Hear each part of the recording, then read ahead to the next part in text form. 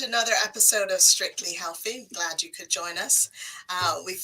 This is a live session today, so we're pleased to be able to bring that to you. Many of you have watched some of the replays, and indeed many of you have also said that you're quite interested in what we are doing here, because of course this is the show that discusses all things to do with our health and wellness and what affects things. It could be stress right now is very much in the news in terms of financial situations, budgets, etc. Very much a problem for us.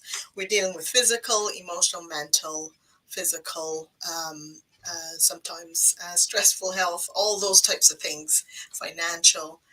That's what we talk about on this show. So I'm pleased you could join us today. And the topic today is about yo-yo dieting. And we have joining us is Catherine Houghton.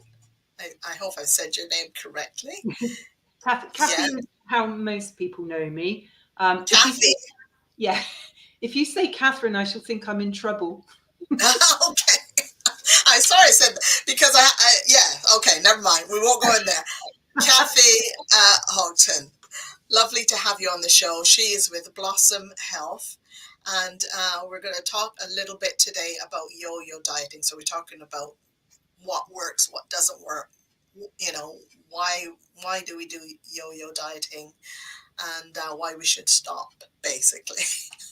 So first of all, just tell us a bit about yourself, who you are, about Blossom Health, and how you got started, why you got started, etc.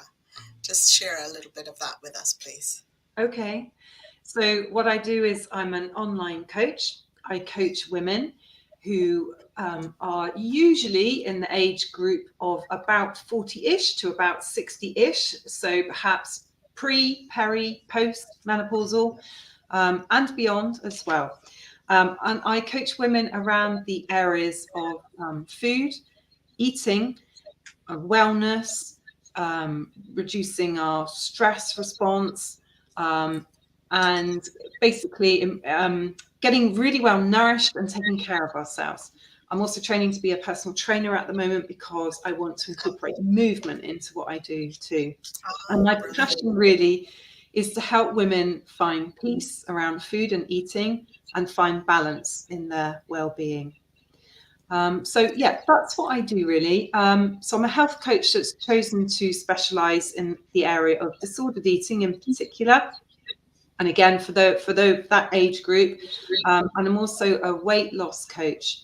And what I see a lot of is women who are starting to go through the menopause, or maybe have been in it for a while, and hormones are doing that crazy thing and their bodies don't feel like their own anymore, and they are quite likely to be putting on weight. Most women do put on weight during the menopause, and they don't feel in touch with their bodies anymore. They're quite distressed by what's going on, trying to lose weight, lots of dieting, probably not very successfully, and the amount of body distress goes up. And this can result in some really disordered eating patterns, which are really not good to be going through. And that's where I really like to help women.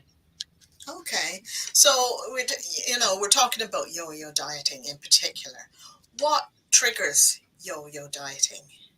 And well, I was going to say what are the dangers of yo-yo dieting? So let's deal with the first one. What triggers it? Okay, so yo-yo dieting is really a situation that has evolved over a period of time. And I wonder how many of your listeners or people watching today can relate to this. That maybe a while ago, maybe decades ago, they go on a diet, they lose weight, but then at some point in the future, they put the weight back on again. They're not happy about that. It's quite likely they put more weight on. Over a 5-year period, 97% of diets fail. And of that 97%, 80% of those people put more weight on than they lost in the first place. Okay? And fair, is it? No, it's not fair. What we're saying is, if you want to have a pretty surefire way of putting on weight, go on a diet. Oh, It's extraordinary, goodness. isn't it? Anyway, so then what happens is a cycle of trying to lose weight, maybe successfully losing weight in the short term through a strict diet or restrictive eating. But for the vast majority of people, what will happen after a period of time is the body fights back. The body doesn't want this. And then the weight comes back on. And people talk about a sense of feeling incredibly hungry. They are out of control. They can't stop eating. They're really upset about this as well. Probably it's not a nice thing to be going through because you feel like you've achieved something and now you feel like a failure again. And this can go on years and years and years. And that's yo-yo dieting, I would say. So what's it triggered by? It's triggered by wanting to lose weight in the first place and going on a strict diet that can't be maintained for life. So just the question. Oh, we've got some feedback. The question of yo-yo dieting. No, that stopped now. Yeah. It sounds like a cycle, a terrible cycle. You're going up, you're going down, and it's a real battle by sounds of it. And the triggers aren't very good, and I guess we get disappointed and upset that we're gaining back the weight. And you said something there that I think is key, and that is that it's a strict diet, and Yes. that is part of the problem because it is a strict diet.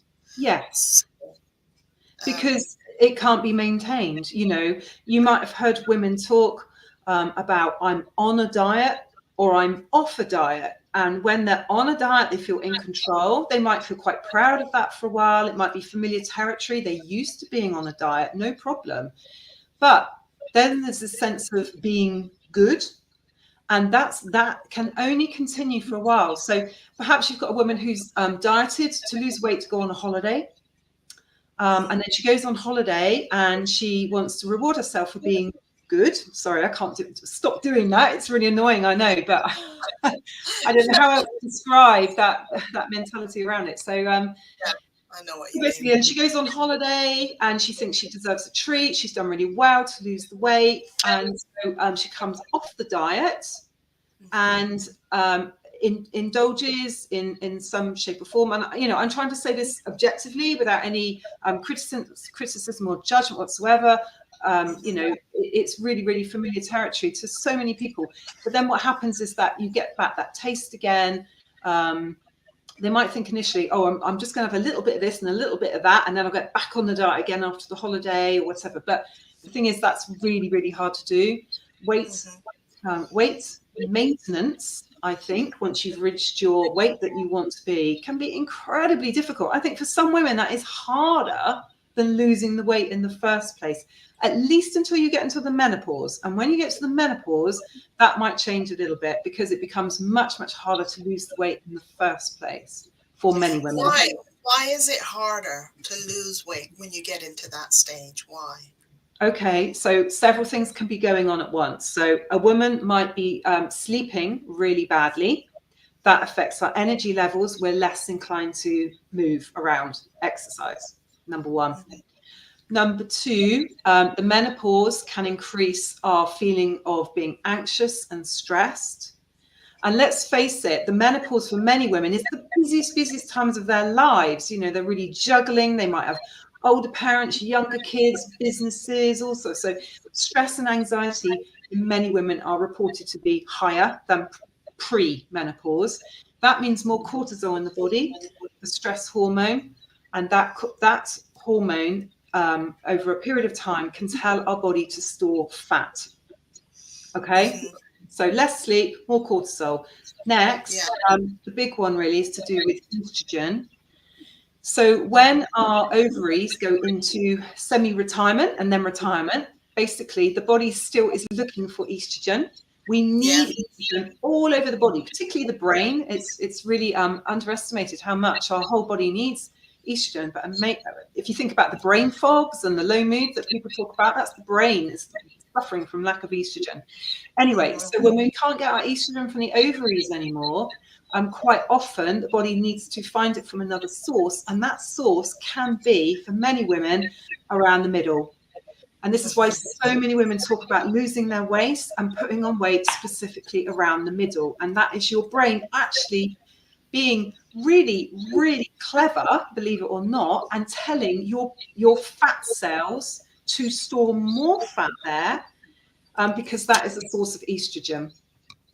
It's amazing how the body helps us survive, doesn't it? So it's a survival type mechanism that's going on. Yes, You it know, is. it recognizes that you're losing weight maybe too quickly or something, and the body kicks in and says, "Oh no, stop this." Yes, it does that as well. Yes, Mm, absolutely. yes. So Yeah. it's a hard fight. Now, I'm going to read off a list of dangers of yo-yo dieting. Okay. Um, and you know, maybe we can address some of these as well too. So it increases weight gain, higher body fat, muscle loss, fatty liver, increased risk of diabetes, increased risk of heart disease, increased blood pressure, frustration, out of control, disappointment, which you sort of mentioned and covered, and it can be worse than the weight itself. You know, going up and down can cause, I guess, more problems than Mm, staying at a certain weight. yes. But of course, if we can drop the weight completely and stay off of it, keep the weight down, then we do get the health improvements, don't we? So, Up to a are point. there anything there that you wanted to talk about or address in particular? The Yes. dangers of? The dangers of. So, I mean, I suppose if you think about what you're doing with your yo-yo dieting over many years, this, or maybe within a year, you might go up and down a bit. But this is something, think about it as a long-term um, effect. You're messing up all the body's natural rhythms, aren't you? So if you think about like your metabolism, what happens when you lose weight, your metabolism decreases, your body needs less calories to work, basically, because you are smaller and because the body might have put itself into survival mode, starvation mode, and it might be trying to preserve as many core functions of the body as possible, and letting other bits go just to keep you going. Again, the brain is being very, very clever here. So Yes. if that's happening, your metabolism is slowed. But then when you put on weight, which the body wants you to do, it's astonishing to think actually the body never actually really wants you to lose weight. That's why it's so hard. It holds on to the weight no matter what your age you are, but just particularly around the menopause. Anyway, when you put on weight, your metabolism will go up. When you lose weight, your metabolism will come down. So that's messing up one of the body's core functions, and it's more complicated than that on a daily level. But let's just keep it simple for now. What else did you mention there? You mentioned insulin resistance. So that's a big one. Diabetes and Yes. insulin. Yeah. So of course, so when we're putting on weight, it's likely that will be coming, for most people, that will be coming from eating more sugars and more sugar as a form of carbohydrate, possibly more fats as well. But it's the sugars and carbohydrates that are the relevant point to insulin resistance and diabetes, because the more of those, so let's say you've been on a diet and now unfortunately you're in a situation where you are rebound eating Mm-hmm. because your body has not been happy with what you've done. So you might be overeating, you might be eating too many sweet things. That is going to mess up your insulin levels quite a lot. Your insulin is going to be very high going around the body. You're going to need more and more insulin to be released to bring your blood sugars back to the normal level. Now, over a period of time, again, that's not good. You're going to need so your insulin resistance is going up. That means your risk of diabetes, type 2 diabetes, will also be going up, and you might need to go on medication for that. Yes, yes. So very, very dangerous to really be yo-yo dieting. And you said something interesting too, that losing weight, your metabolism comes down. It So does. I guess to counteract that, we need to do some form of exercise to sort of, would that help?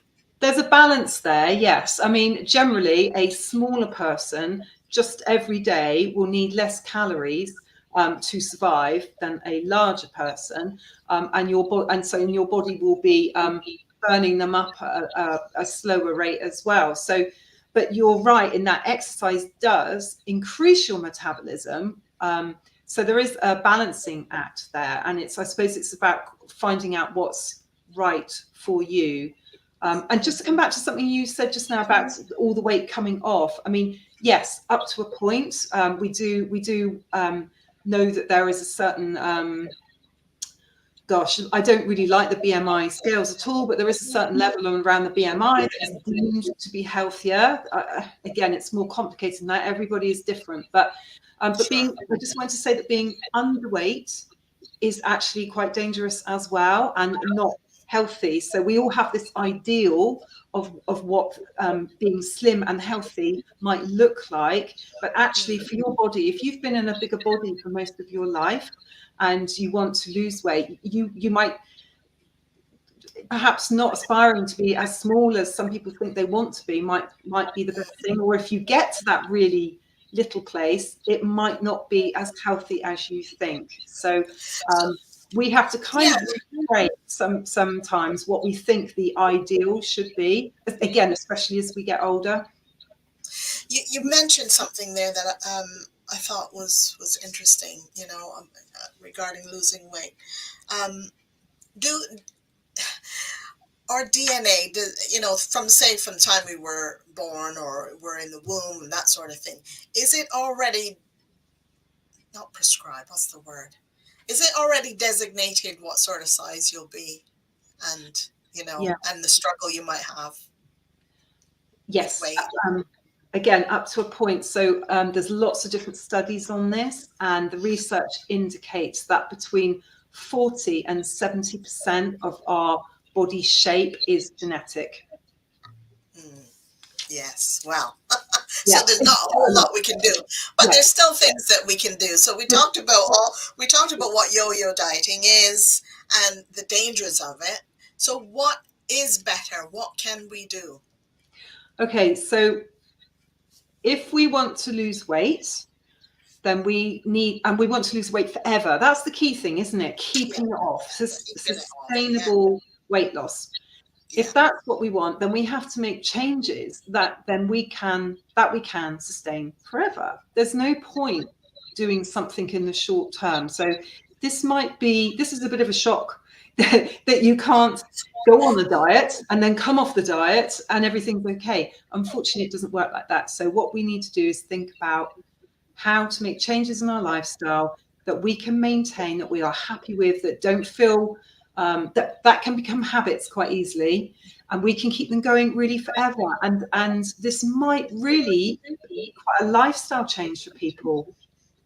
It might involve all sorts of different aspects of your life that you hadn't thought of, like your socializing, for example, that kind of thing. I'm not saying don't socialize. I'm just saying that it's about far more than just what food is on our plate.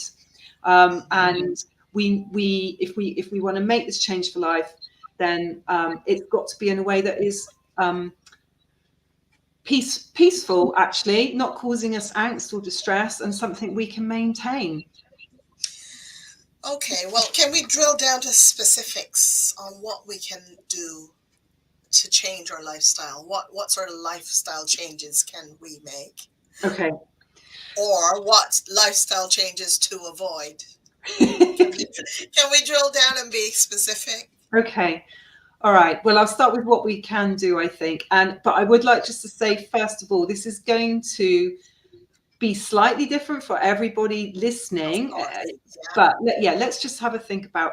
I think the first thing to realize is that it isn't just about food on our plate, but also some of the things we've already talked about that radiate out into our lifestyle. So we might need to have a look at our sleep. We might need to prioritize our sleep.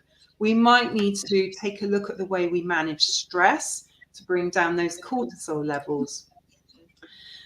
We might need to have a really good look at our activity levels and movement.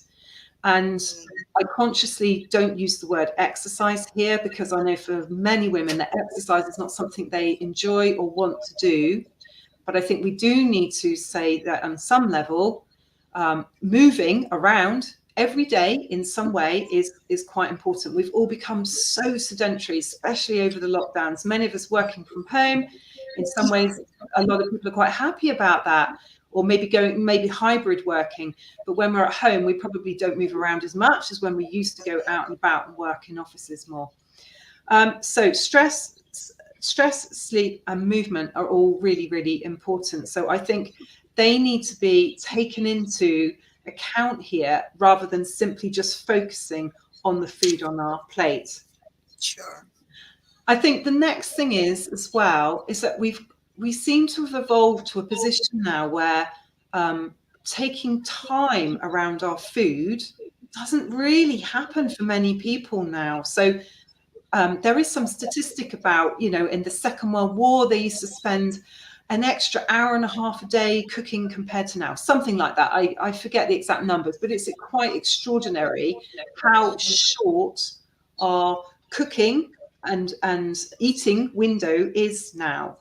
So we want instant food. We're not prepared to give it the priority that real food needs sometimes. So we might need to make some allowances there to spend a bit more time preparing our food. That doesn't mean cooking elaborate meals, but just thinking about what you're having to eat later that day, trying to bring in some great ingredients, and then also to take the time to eat the food well without rushing it down, eating too quickly, eating in front of screens. So again, giving that more priority. I have a little saying Yes. called POP, which I think is POP is is helpful. And so one of my key tips for sustainable weight loss is around POP being planning, organization, and preparation. And if you can bring those into your life around food, I think that is helpful. Sounds some good tips there. I want to just get back to the thing about movement. What I've done recently is swap my chair. Not today because I'm on broadcast, but I swapped my chair for one of those exercise balls. Oh, And that, wow. Fantastic. that makes me move all the time, and you know what I mean? Because before I would sit all the time, Yes. Yes. being on Zoom and whatnot. But Yes. getting one of those exercise balls to sit on, it makes you move, and it's strengthening your core as well. Yes. So that's certainly one tip I would share with anybody Absolutely. listening today. Yeah. That Win-win. certainly helps. Yeah. But Yeah. I know you mentioned about pop and preparation planning and so on. What if you don't have time, you're working lots and everything like that, and preparation sort of just goes out the window, and just people might just order something in, Mm. um, or whatever. Is there any suggestions around what you can do about that? Yeah. Yeah. I mean, we're all time challenged now, aren't we? So there are things that can be done. Um, some of the boxes the recipe boxes and kits you can have delivered to your home. So basically it's all there in a box and you just need to chuck it in a frying pan or something like that. Some of them, I would look carefully at them, but some of them can be really helpful shortcuts. They have improved a lot, I think, in what you can get to your home. And I would say that that's a halfway house, perhaps between preparing your own food from scratch or having it delivered. Yeah, So that's useful. There are also quite a it's a lot of good tip. shortcuts that we can take as well. I mean, I was talking with a client yesterday about putting together some really easy lunches that she can take out of the house with her. And whilst cooking from scratch is the ideal, we do realize we can't do that all the time. So you can get some great, a tin of beans or lentils, fantastic, cheap, instant, ready, filling, mixed with a packet of, there's packets of like grains you can get, mixed grains or rices and things like that. Bung some of those in a pot, chuck in a bit of salad, would take you about 3 minutes, and then you can take that out to lunch with you. So as I say, these are kind of shortcuts, but sometimes we do need to do things like that. The other thing I would say would be really helpful, and again, this goes back to the planning, is that in the week we might be really, really time poor, but at the weekend, perhaps we've got a bit of time to maybe cook a really big batch of something, get some portions in the freezer, and then pull them out in the week when you're short of time. And the thing with that is that it will be encouraging you to use real food, whole foods, foods, naturally around us on the planet, because that surely has to be another key point here, really, is that if we can move away from all these ultra highly processed foods that have got God knows what in them, really, and Yeah. get back to real simple foods Yes. that are ingredients, not necessarily foods that have ingredients, or not, certainly not lots of ingredients. Oh, that's That's a the way good we're point. intended to eat, really. Yeah, yeah, yeah. That's a really good point. Food that are ingredients as opposed to food that include ingredients or Yeah, something. yeah, Is that what you said? Yeah. yeah. That's As a best we really, can, really good point. without it causing a lot of stress, because that won't help. Oh, no. And that's the thing too, is to not be all stressed about it. If you've eaten something wrong today, just, sort of try and do a little bit better the next day. And Yeah, like you said, it's a lifestyle change. So yeah, some people, I mean, they avoid certain foods and then they crave it later on and then they binge on that, or. But what are some of the things that would be dangerous to sort of be indulging in? Just if we could cover that aspect. yes, yeah. I mean, it probably is no surprise, but and linking it back to the menopause as well, for ladies that are about to or going through that. So things like alcohol will not only increase perhaps some of your menopause symptoms like hot flushes, but they are incredibly um, unhelpful to weight loss. Drinking your calories is something that generally I don't talk about calories, but I do think people don't recognize how many calories, how unhelpful alcohol can be. And not only is it a lot of calories going in, but it usually inclines someone to eat more food afterwards as well. So alcohol would probably be my number one to stay away from. Hmm. Um, and then, of course, the white processed carbohydrates, the simple carbohydrates. So all the white breads and foods and cakes and all those kind of stuff. They are. We're not demonizing them. We're not saying don't ever have them, but Limit in them. moderation. And they are the types of foods that, if you ever notice, they don't need chewing. A lot of them, they don't need to be chewed. A cake, a biscuit, I suppose, biscuit dunked in tea, or some fluffy white bread. It's all that kind of stuff that. Or burger rolls, things like that, all the stuff that goes down really, really quickly. So what that means is we can take in again an awful lot of food, an awful lot of calories without even realizing, compared to eating something that requires a lot of chewing, like an apple perhaps, where you really feel it and you have to take your time and that kind of thing. So I would say, yeah, the white carbohydrates, and of course sugar is included in those too. Those would be the main ones. What about potatoes? I mean, you for, against, yes, no? I feel quite sorry for potatoes. I think they get quite a bad rap, really. I think it's Okay. if you've got a beautiful jacket potato, keep the skin on because it's lots of fibre. To eat it with some protein and a little bit of healthier source of fat, nothing wrong with that whatsoever. But if you cut up the potato, take the skin off, cover it in the wrong type of oil, and then have it with, I don't know, mayonnaise and tomato sauce along with I don't know, something not helpful on the side. That's where it kind of goes wrong. But the actual potato, it's a natural Yes. ingredient, isn't it? And, Sweet and potatoes are maybe perfect. sweet potatoes better, yeah. And maybe not have as much potato as well. If you could, have a small potato with other ingredients that are more healthier for you, big Yeah, salad, whatever yeah, else, and pulses and yeah, beans. yeah, That yeah. that would be an okay meal, and that's satisfying as well, Yeah, too. yeah, definitely. Yeah, Yeah. yeah. Making vegetables. Think about the potato on the side, not the potato being the bulk of the meal. Yes, indeed. Yeah. So those are some really good points.